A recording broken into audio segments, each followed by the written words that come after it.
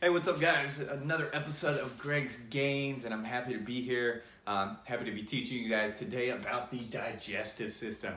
The digestive system works in so many different ways, and we're going to get into that. But first, I want to tell you guys how I learned about this, how I was affected by it, how I changed it, and just kind of my personal history with my digestive system.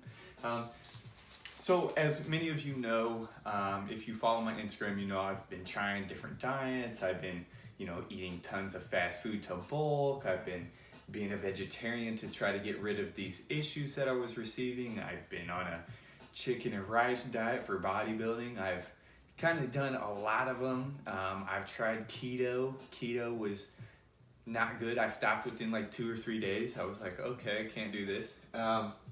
So a big thing with the digestive system is to try and see what works for you, because what works for one person isn't going to work for you. We all have different microbiomes in our stomachs and in our bodies, and we respond with different chemicals and nutrients in our bodies. That's why some people are lactose intolerant, some people aren't. We're all super different. One of the things that I figured out is I can't eat red meat. Unfortunately, not anymore. It doesn't taste delicious anymore because I know that is what's making me have digestive issues, acne, and all sorts of other stuff, so I had to cut it out. So one of the big things that I recommend that you do is that you go through trial and error.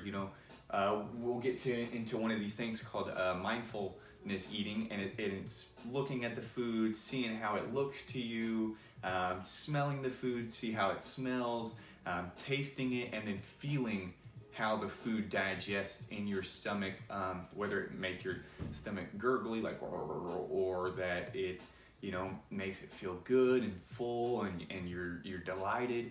So we're gonna get into all that today. I've been through these issues. Haven't quite figured out 100% exactly what works with me, but I'm getting pretty close. I'm about 90% sure of what I can and cannot eat.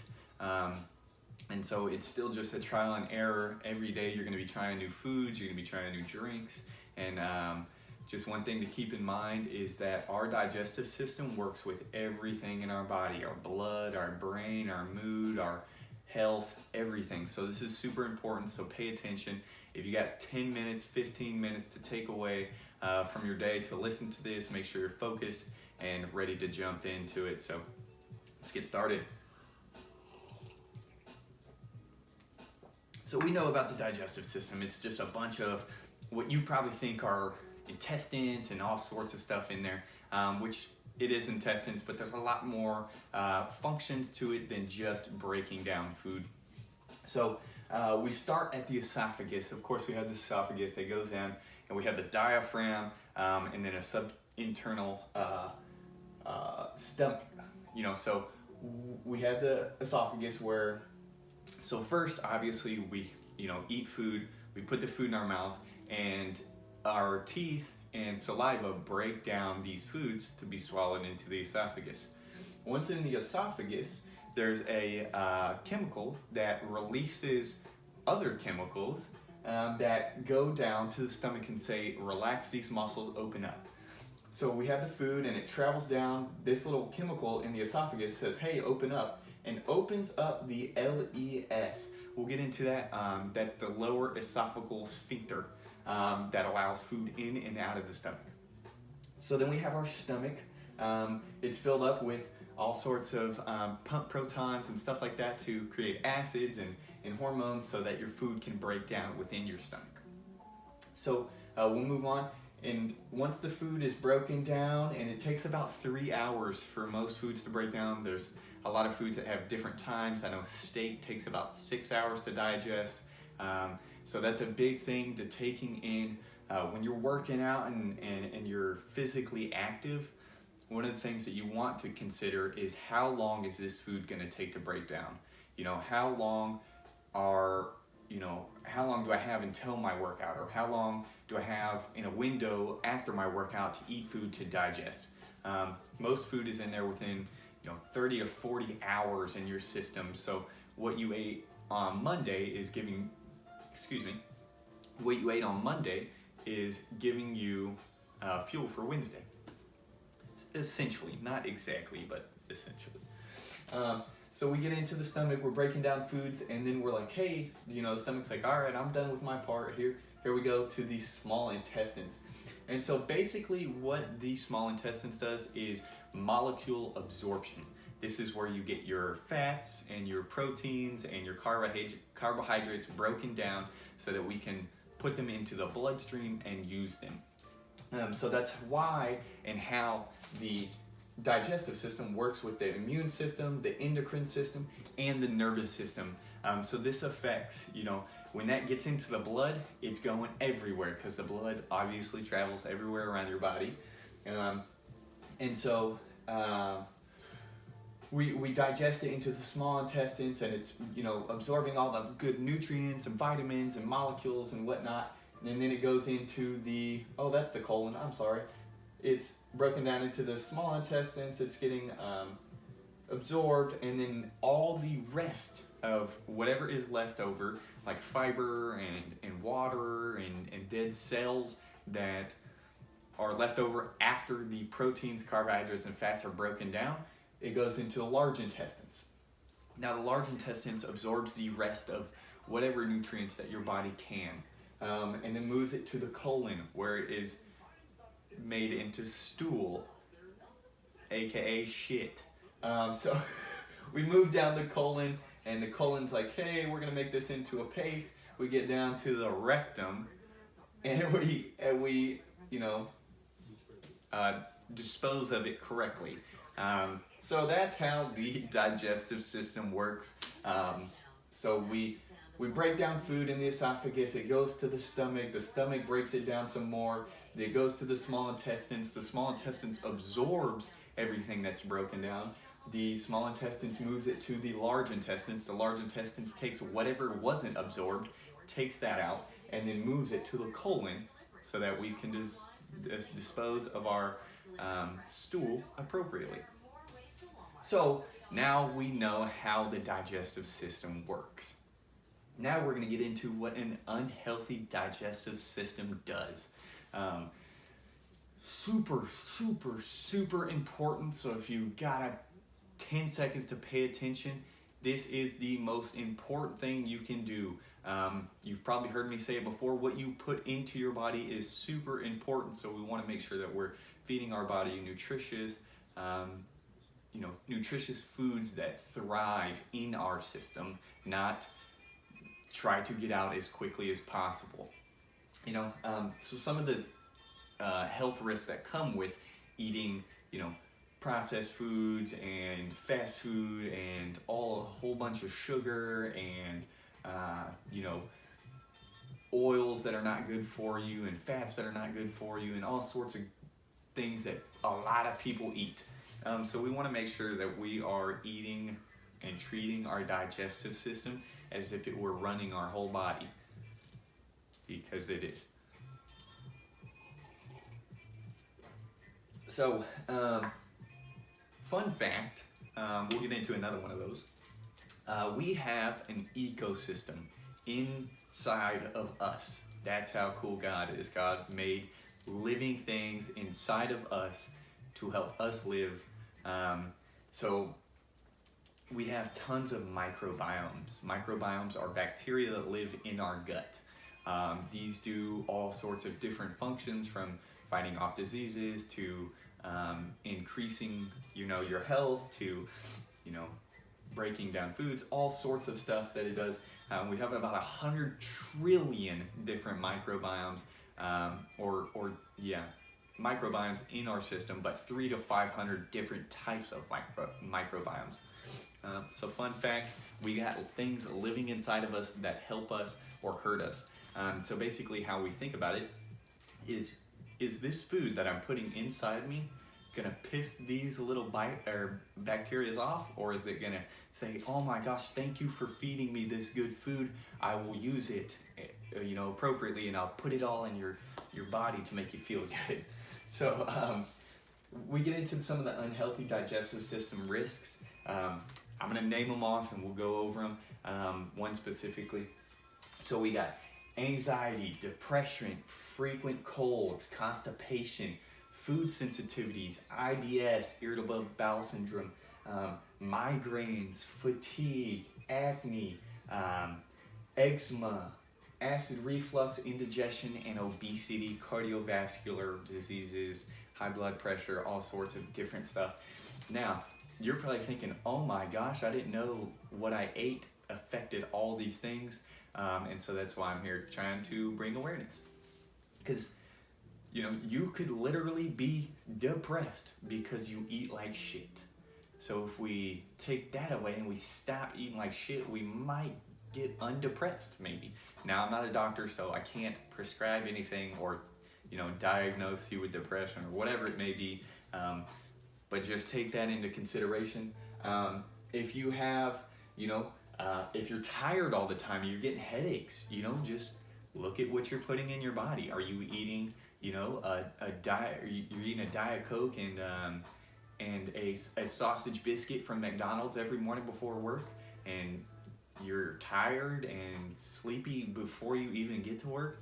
Well, maybe grab a cold pressed juice and, you know, 2 eggs and maybe like a quarter or a half avocado in the morning, and tell me how you feel after a week. You know, so many of the problems that occur today are from the foods we eat. The correlation between the foods we eat and the diseases we have nowadays are starting to come together, and scientists are actually being able to say, hey, this is causing this, and this is causing this. This can help this. I think a big misconception of what people think food is nowadays is just for taste, and it's not. It's for health. We eat food to be healthy. Food is medicine, not I'm gonna take this medicine so I can eat all this shitty food. People with, you know, cardiovascular diseases and diabetes and all this stuff, you know, they're on these medications. Unless you were born with it, I'm not talking about that. You know, these people that get diagnosed with diabetes and borderline diabetes, they're eating all this crap and junk and nasty foods for them, and then they go to the doctor and they're like, we don't know what's wrong. Yes, you do. You know that you're eating a bunch of shit. And so, you know, they take these medicines and it's like, oh, I'm better now. No, you're still eating the same shitty foods. You're just now taking medicine on top of it, which, you know, antibiotics actually kill off a lot of the good bacteria, the good microbiomes that we need in our system.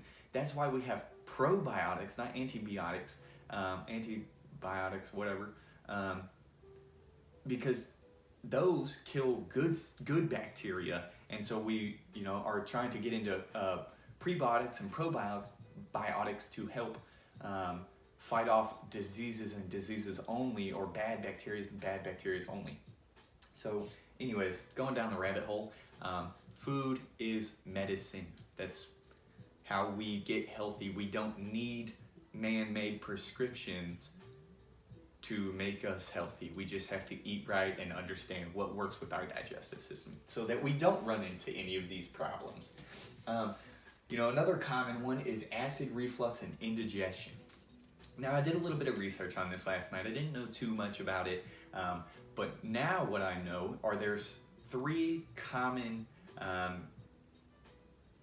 like issues that people run into with indigestion or acid reflux and why they have these. So the most common and the most typical is that you have a weakened LES, which is the sphincter that opens. So basically you have the esophagus, right? And you have this little valve almost, and it says, yes, you can go in the stomach. No, you can't go in the stomach, or you're too full, or whatever it may be. So when this opens and it gets weakened, say it doesn't close all the way, say it goes right here. So the stomach acid is actually coming back into the esophagus and going up into the esophagus, causing that burning sensation. So what we know is that if we have a weakened lower esophageal sphincter, then we're gonna have more acid reflux. So I'm not exactly sure what causes your esophagus, lower sphincter to weaken, but I'm sure you could look it up. Google's a great resource.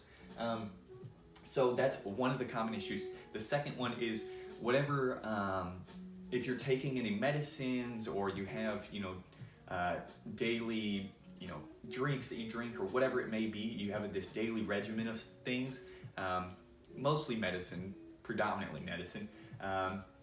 Say you're taking a birth control or a antidepressant or Adderall or whatever it may be, it can actually cause your body to create more acid within your stomach, causing that to wash back up into the esophagus. Your esophagus doesn't have to be weak for that. It's just producing so much, that valve doesn't have to be weak for it. It's just producing so much acid that it's just kind of overflowing in there. It's just like you're getting it through there because you have so much. And that could be caused from the mixing of chemicals within your medicine and your microbiomes and whatnot. And then the third one is by eating too many acidic foods.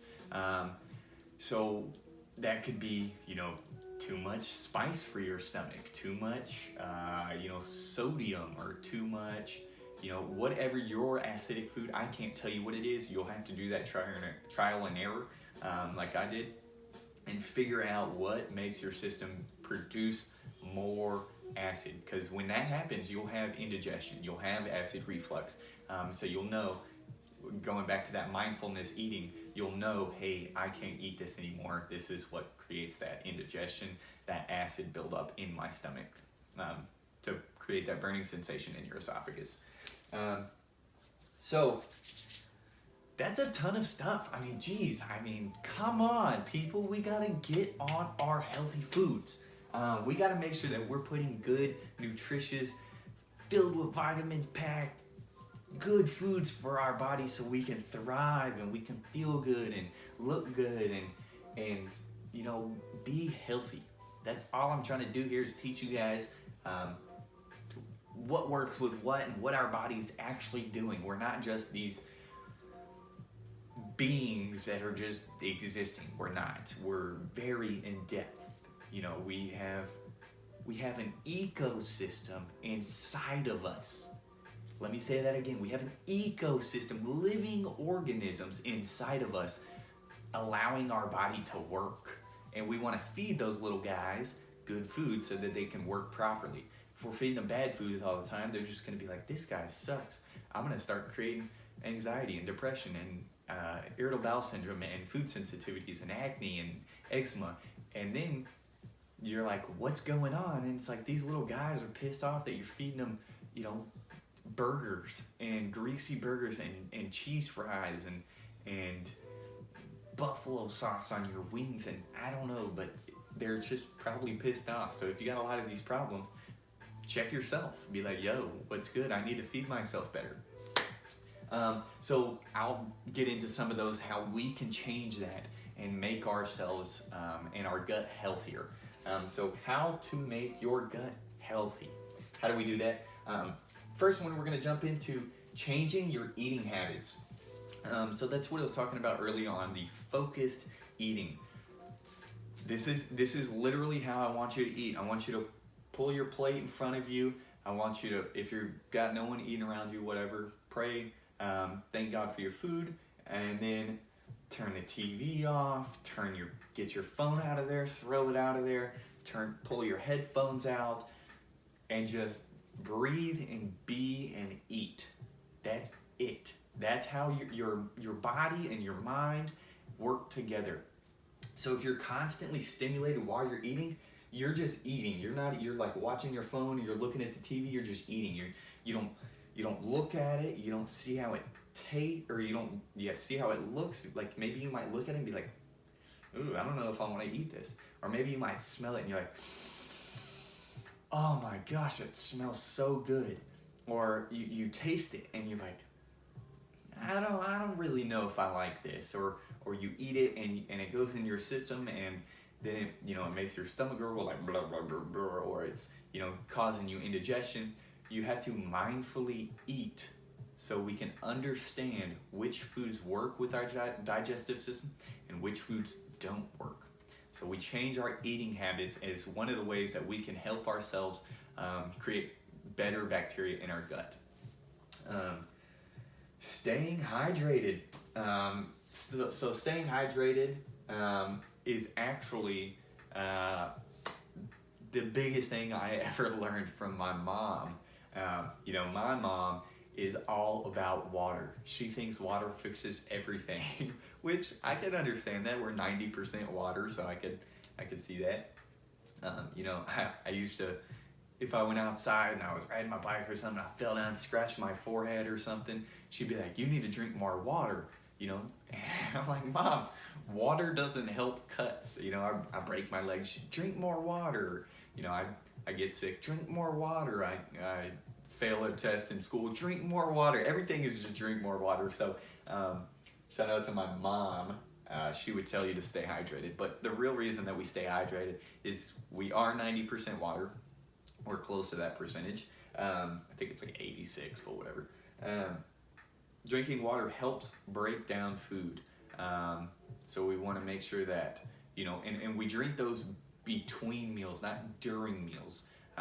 So if you drink water between meals, it's helping you break down, it's helping you absorb nutrients and vitamins. If you drink it during the meal, you're actually wasting your nutrients and vitamins because you're allowing the acidity of your proton pumps that are pumping out acid in your stomach to digest this food. You're actually diluting it with water. So we want to make sure that we're not chugging a ton of water during your meal. Afterwards or before, totally fine. So we want to change our eating habits, stay hydrated. We want to eliminate toxic foods. Go watch my first video on YouTube, The Good, the Bad, the Ugly. We want to stay on the good side of eating healthy. We want to stay away from processed foods, unhealthy oils, foods that are high in sugars. We want to make sure that we're feeding ourselves good, healthy, nutritious foods, because that's how we live. Food is medicine. So if you're eating, going back to the gas, going to gas stations. I actually just went traveling, this past week or whatever. I'm getting ready to go again tomorrow. It is so hard and inconvenient to eat healthy at gas stations or foods or places that are not healthy, if that makes sense. So, stopping off on yesterday, I'm not gonna lie, I ate, let me just go through it, because we're not perfect, and I'm not telling you have to be completely perfect. Don't ever think that. I ate a bag of Lifesavers yesterday, honey roasted peanuts, not a terrible choice, yogurt covered raisins, could have gone without the yogurt, and what else did I eat? Pork grinds, yeah, so I kind of went on a little now don't get me wrong, I did choose a couple healthier options. I was drinking water all day. Don't drink sodas or whatever, but haven't drank them in a couple of years. Anyways, so we want to make sure that we're not eating those foods and I don't do that often. I only do that when I'm traveling. Actually, I just realized that this week. So we want to stay away from, stopping at gas stations or, going to McDonald's or going to Chick-fil-A or, make meals at home. They're cheaper, they taste better, they are a little bit less convenient because you have to spend your time doing it. But I don't think you're going to be saying that when the doctor's like, "Look, you're going to die because of cardiovascular health diseases." Like, that's not cool. So take the time to make your own food. Cheaper, tastes better, and it's better for you. So can't go wrong with eliminating toxic foods and making your own delicious, healthy foods. And then the last one we're going to get into are probiotics. I talked about this a little bit earlier. So probiotics help the digestion of foods that are hard to be broken down, like steak. Steak takes 6 hours for your body to digest. It actually takes calories to burn steak through your system. Now, I'm not saying that's a bad thing, but getting those probiotics in there will help, reduce the amount of energy and wear and tear on your liver and pancreas to break down the steak. So, and then it also increases the amount of beneficial bacteria, because we do have, I said earlier, 100 trillion different bacteria in our body, and about, I think she said 77, TED Talks, if you want to go look it up, digestive health. So 77% of our bacteria in our body are not actually good bacteria. So that leaves 23% of good bacteria to be doing its job. And so we want to increase those numbers. Some of the bad bacteria is actually essential for us to live healthily, which doesn't make sense to me, but that's just how the scientists say it goes, so I'm just going to believe them. Just like you got to believe me, and I know what I'm talking about. So we're going to increase the amount of probiotics that we can take in. They have supplementation, water, probiotic waters, juices, kombucha, all sorts of stuff that can help your body with more probiotics. So that gets into all of it. Wow, we went through how the digestive system works, what it works with, the unhealthy digestive system health risks, and then how we can make those changes to create better gut health. So we know the problem. We know the problem, we understand the problem, and then we make a plan to change that problem. So I'm hoping this helped you today. The digestive system is super important to our daily lives, and I'm just trying to help you guys live healthier, feel better, look better, and perform better physically in your activities that you're doing.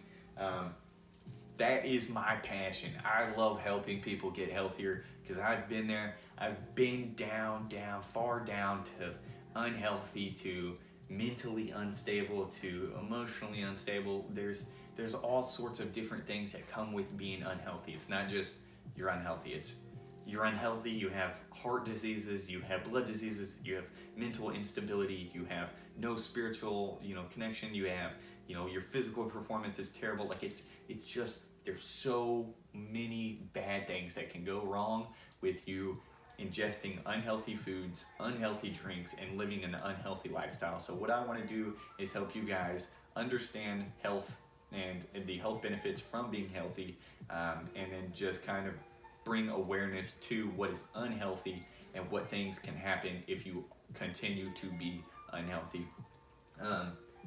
If you guys have questions, comments, concerns, go ahead and leave them below. Hit the subscribe button if this helped you at all. I look forward to this next episode, and I hope you guys had a good time. Check me out on Instagram. Parker Greg, PARKERGREGG _. It'll give you a lot more information. You click on my highlights and find tons of information, meal plans, workouts. You can even check out the beautiful places that I've been. Love traveling, super awesome. And we'll get into the last order of business today. This is just a fun fact because I didn't even know this. Fun fact, the average person eats 805 pounds of food a year. That's ridiculous. Let's say you live to 40. 800 times 40, that's 2,400 or 24,000. I'm terrible at math. I don't know math, I know health. But still, that's so much food that we're consuming. So we want to make sure that our body's consuming healthy foods, that our body is taking on and using healthy foods throughout our blood, throughout our liver and pancreas and gallbladder, so that we can have healthy, just because you can't see it doesn't mean you shouldn't take care of it. So make sure you're eating healthy foods. If you have any questions, comments, concerns, hit them below, hit me in a direct message, and I'll see you guys next time. Peace.